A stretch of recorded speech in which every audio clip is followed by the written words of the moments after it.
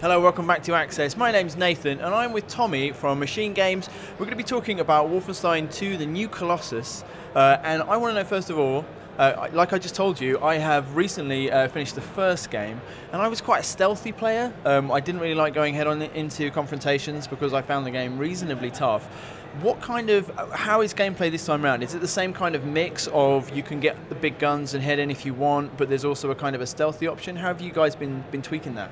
Oh yeah, definitely. We're still carrying that forward into New Colossus. So we have, like you could say, 3 different gameplay styles that we're sort of emphasizing players to move between. Yeah. And it's not something that you have to lock yourself down into either, but you can naturally, switch between those. It's behavior rather than stats. Yeah, right. and we're sort of encouraging that through the gameplay environment and enemies and weapons as well. Cool. So there's the mayhem gameplay style, the tactical, and the stealth, of course, for people like yourself. So I like to try stealth, but it doesn't mean I always get it. So have you made any kind of tweaks to gunplay, or how the game kind of feels on a basic level?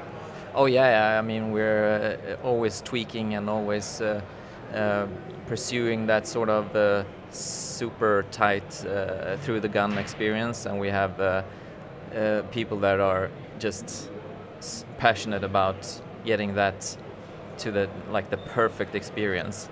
People in a room polishing the game. Yeah, definitely. It's like so we are working on both, making the guns feel heavier and chunkier, and the enemies behaving in interesting ways, and having a diverse number of enemies that you sort of have to change your gameplay style when you're facing. Yeah, sure. And you're involved heavily on the narrative side. That's kind of your job. Yeah. And one of the things that really, like I said, I played the first game and initially didn't really get it. And then when I came back to it, one of the things which made it special was this kind of unique approach to. I had that hub world and those characters were drawn in a kind of a way you wouldn't necessarily expect from a pretty pulpy shooter. Yeah. So what is going on? I mean, obviously we've seen in the wild the first opening level. Yeah. How are you kind of developing? How do you get more outrageous than you were in the first game, I guess?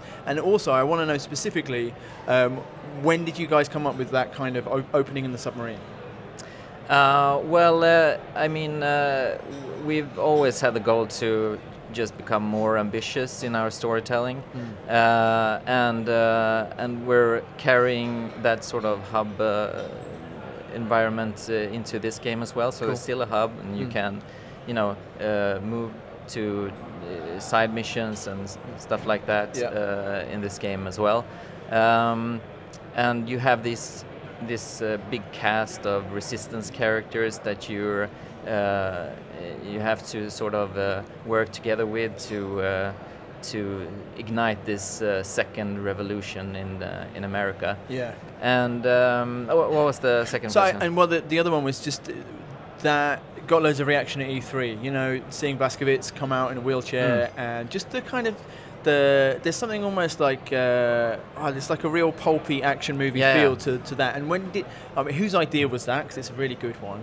And also, were you guys looking for a big opener? Was that kind of the idea behind it?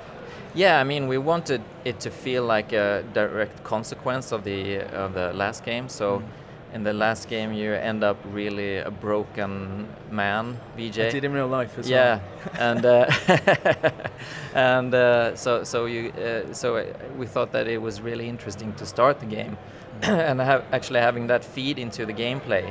So it's not just a cutscene where you're saying this, but you're also feeling it as a player, that you're starting off as a really beaten man who's struggling to get up and continuing the fight against the Nazis.